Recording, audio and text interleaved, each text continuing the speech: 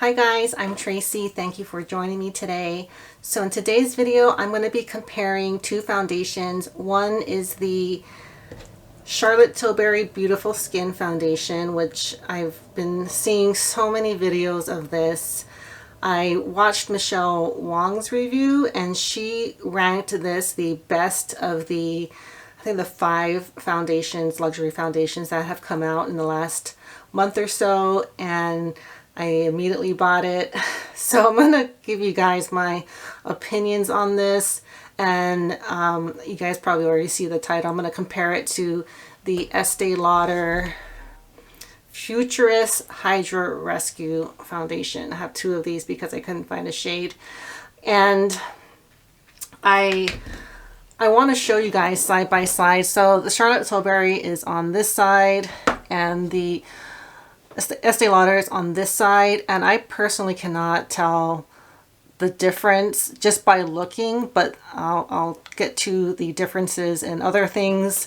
There are differences, but I don't recommend that Charlotte Tilbury foundation, and one reason I'm going to show you guys up close is the texture. It's very sticky. It almost feels like glue, like if you put, you know, Elmer's glue or whatever. And I'll show you guys. This is the Charlotte Tilbury. I mean, it sticks like that, pretty much like glue. And I just put that down, so if you leave it there longer, it gets even more sticky. And it doesn't stop there. When you put it on your face, it stays sticky as well. So I mean, I'm obviously keeping it because I don't know, I like the way it looks, but I've not really been using it. I wore it pretty frequently in the first week that I got it. But the comparison to the Estee Lauder, I haven't seen anyone else comparing these two, and I still recommend, I prefer the Estee Lauder over the Charlotte Tilbury. Now the thing that for me is hard with the Estee Lauder is that the shades to me are a little off. So I have Desert Beige 2N1, the lighter one, and then I have 3N1 is Ivory Beige, which is the shade darker, but there's a pretty big difference. So this is too light and this is too warm, a little bit, not really dark, but the tone is not good for my skin. So I mix them, which, you know, I rather not have to do because you have to, you know, spend money on 2. But and these actually go for more than the Charlotte Tilbury, and I'll show you guys the shade. But I do prefer the Charlotte Tilbury shade range. I got 4N, but I tried 5N in the store, and either one would have been fine. So the Charlotte Tilbury is kind of like right between. It's right between the 2. I hope you can see that. So I don't have to mix this with anything, which is nice. But I do like the texture of the Estee Lauder because it's a little more watery. It's light. It's easier to spread around. A little goes a long way. I mean, same with the Charlotte Tilbury, but that kind of like sticks to your skin. So if you don't blend it in well, it's a little bit harder. So the Estee Lauder is easier to work with. And I think as far as like the luminosity and the coverage, they're pretty much the same. They're both very luminous foundations. I don't prefer luminous foundations. I actually got the Estee Lauder as a recommendation from Mel Thompson. It's one of her most frequently purchased foundations, and I know she kind of preferred a luminous finish as well. I prefer a more natural to matte finish, such as the Armani Luminous Silk and the NARS Longwear Radiant Foundation. Those are like my top favorites, and I would say these, I don't know, they're like okay, they're in the middle range. Like if I had to pick like 5 foundations, it'll be like number 3, something like that. But another thing that I noticed with the Charlotte Tilbury, it stays sticky and you really need to powder it. Let me see. Not so much for the Estee Lauder. It just feels normal. It's not like smooth, but it's not sticky. And this side still feels sticky, and it stays that way. It doesn't really dry down. It just always feels like you just put it on, which I don't really like. So I feel like I have to really be careful that my clothes don't touch it or nothing touches it, because it's gonna just come right off. These go on sale at Ulta. I got the second one for, I think, like $26, $26.50 I think, because it's normally $49. So you know, you get a better deal. You can get a better deal with the Estee Lauder. I mean, you can get the Charlotte Tilbury during the Sephora sale and stuff like that, but I don't know. I don't think it's worth it, because to have to powder and everything, I just, you know, for that price, you shouldn't have to do that. And I probably am not going to repurchase that, mainly because of the finish and the texture. So I really just wanted to make a video explaining this, because I hadn't seen anyone compare them, but they're very similar. Yeah, they're both 1 ounce. Oh, actually you get 1.2 ounces with the Estee Lauder, so you get more. So technically, if you go by ounce, the Estee Lauder is probably a little bit cheaper, but they're kind of like the same price if you look at it that way. So I would say if you have the Estee Lauder and you like the shade you have, there's really no need to get this one. They're both, to me, these are both solid medium coverages. The Estee Lauder, I think, is listed as a full coverage, but you know, hopefully you guys saw the B-roll already. It's not really full coverage. It's medium to full. I don't usually build it up because it starts looking heavy, but I think the coverage is pretty much identical. The way it looks, the finish is identical, and the only real difference is the texture. And I know as both of them, as I wear this, it'll get more luminous, which I don't really like, but I know that with both of them that happens. And Estee Lauder has more fragrance in it, but I don't mind the fragrance. It kind of smells like a clean, you know, soapy fragrance. So this one's made in Italy, and the Estee Lauder is made in Canada. Okay, they're different manufacturers, but maybe the people that made the packaging is the same. Oh, they're a little different, but anyhow, it's not like one has this like really fancy packaging. It's just very basic. You know, it has a pump like this. So I just wanted to bring that up and show you guys up close, you know, the difference. So this is with all my makeup on. I do have highlighter right here, but with these foundations, I don't have to wear highlighter because they're quite glowy. I don't have any here, but so that's all the foundation. You're seeing all the glow except for right here. But I wanted to make a video so you guys can see for yourself if you're considering buying this foundation. Hi guys, so I had time to do a check-in, so I thought I would show you guys how both of the foundations wore. And yes, I changed because it was quite hot today. So I'm in Southern California, so it's pretty dry, and the weather is about mid-60s but sunny. I know, like ideal weather.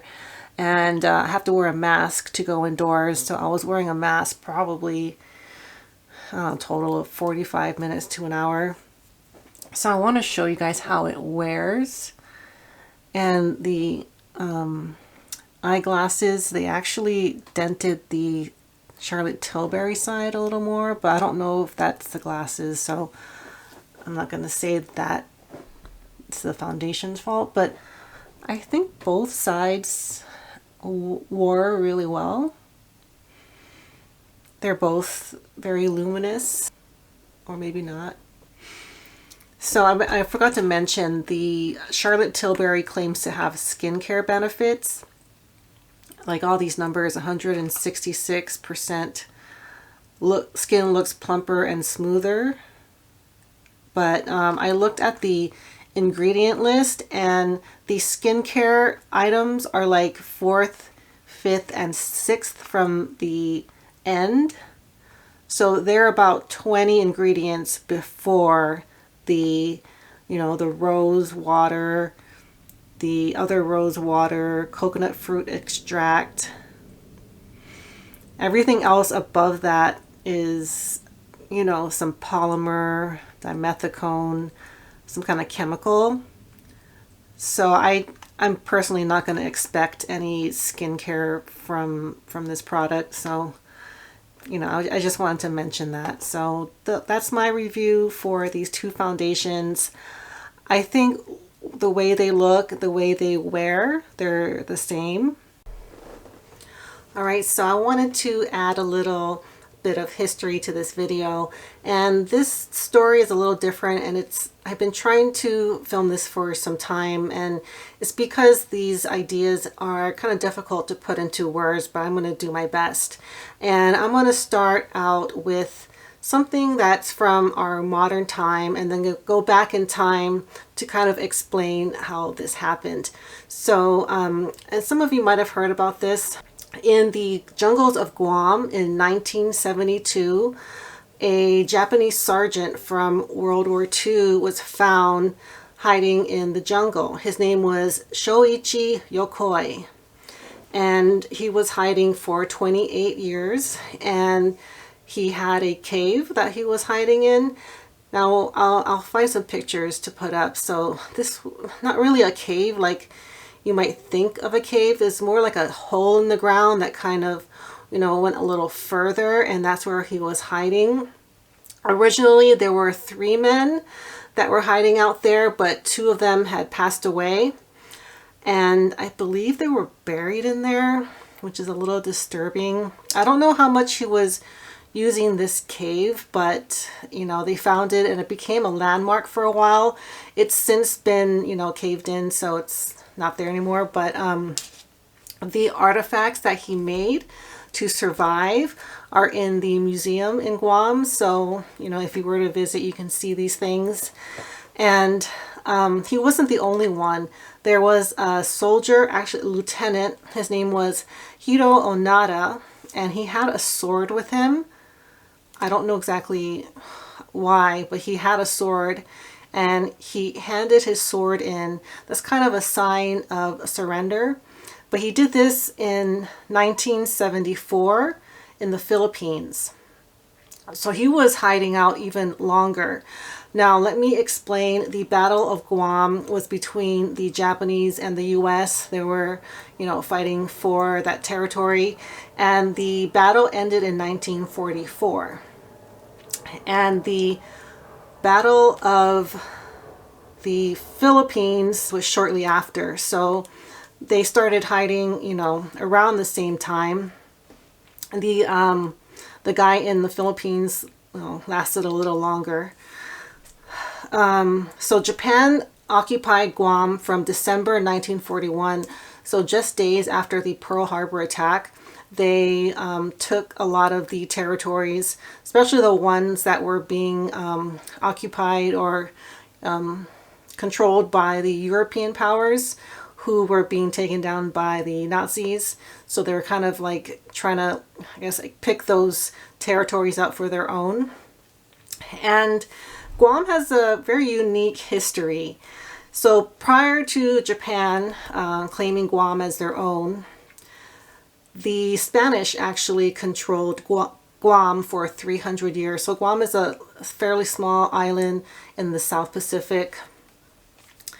And at the end of the Spanish-American War in 1898, the U.S. gained control of Guam.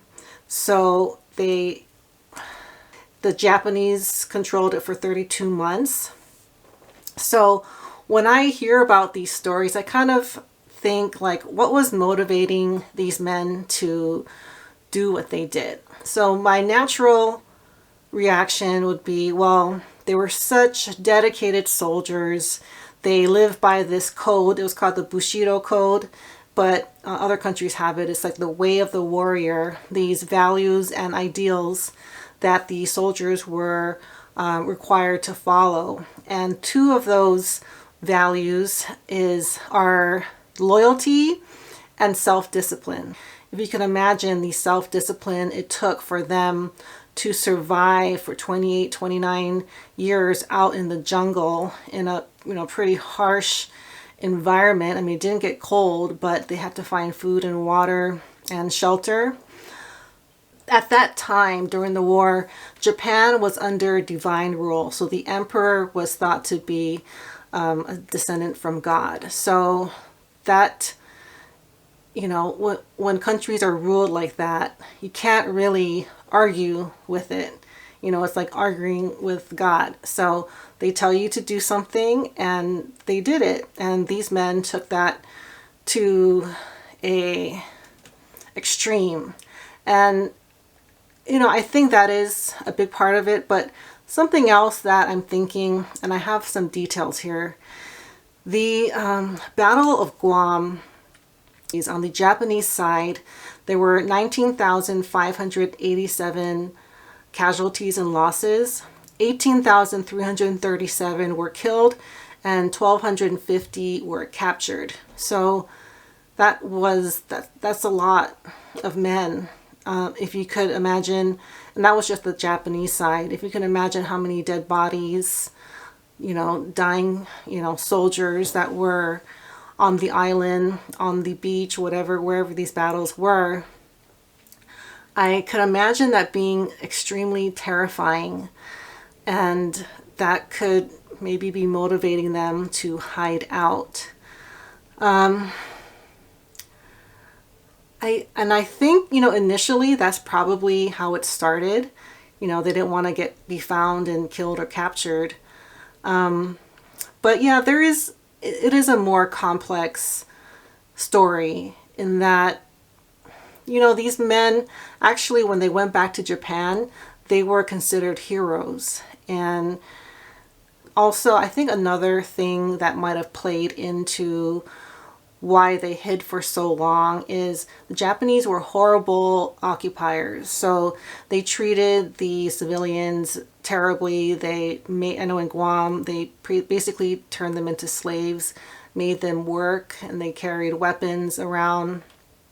And I'm sure they got beat and killed for various reasons. And, you know, of course, when something like that happens, and that side that was controlling the people lose, and there's going to be retaliation. And that could have been a big part of the fear that was motivating them. And I understand that. And I think if they had surrendered, you know, 3 or 4 years after the battle, that very well might have happened, because the horrors and the stress and the devastation of the war would still be fresh in people's minds. But you just never know, right? Because nowadays, the people that are living, for the most part, don't remember that time. They didn't experience these horrific times. So, you know, maybe it does make sense if you look at it that way. But I just thought these were just such interesting stories, and I wanted to take a deep dive into it and share it with you guys. So that's all I have for today. Thank you guys so much for watching, and I'll see you all next time. Bye.